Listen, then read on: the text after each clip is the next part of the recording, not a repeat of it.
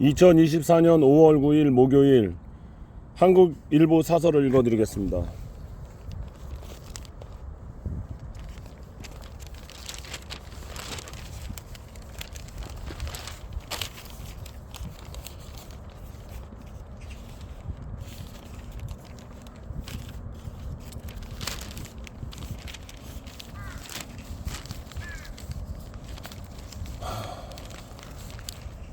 결국 빈손 21대 국회 연금특위. 애당초 의지 있긴 했나. 혹시나 했던 연금개혁 기대가 끝내 무산될 지경에 빠졌다. 그동안 보험료를 현행 9%에서 13%로 올리고 소득 대체율은 40%에서 50%로 늘리는 안, 보험료율이 15% 올리고 소득 대체율은 40%로 유지하는 안 등 공론화위원회가 올린 두 가지 안을 두고 절충점을 찾았던 국회 연금개혁특별위원회 여야 협상이 7일 결렬됐다. 주호영 연금개혁특위 위원장은 협상 결렬 뒤 소득 대체율 2%포인트 차이 때문에 입법이 어렵게 됐다며 이 논의를 토대로 22대 국회 때 조속한 연금개혁이 이뤄졌으면 좋겠다는 입장을 냈으나 무책임에 대한 비난이 거세다. 협상의 여야는 보험료를 13%로 올리는 데는 의견을 접근성을 잃었다.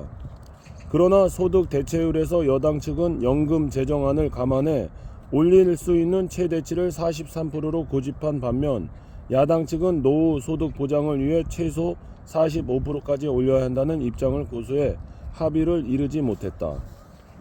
오는 29일까지 21대 국회 임기가 20여일 남았지만 소득 대체율은 44%로 하는 산술적 조정만 하는 타협이라도 이룰 수 있는지 매우 회의적이다.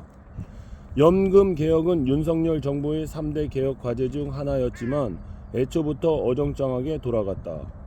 윤 대통령은 공약에서 공적연금개혁위원회를 대통령 직속으로 두고 국민연금은 물론 공무원 등 특수지역금 개혁도 추진하겠다고 했다.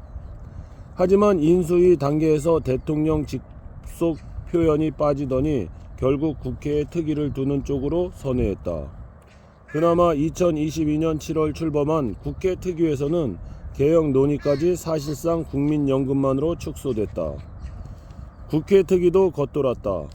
두 차례 활동 기간을 연장하며 12차례 회의를 했지만 구체적 성과는커녕 지난 1월 말 시민대표단 논의가 중심적인 공론화위원회에도 개혁안 도출을 떠넘겼다.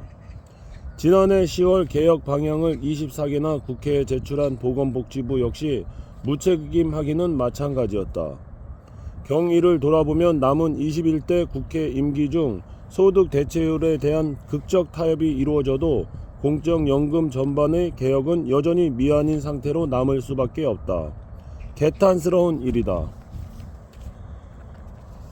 얼마 남지 않은 21대 국회 유중의 미를 거두는 그런 국회가 되기를 간절히 소망하고 기도합니다. 오늘 하루도 행복한 하루 되십시오. 감사합니다.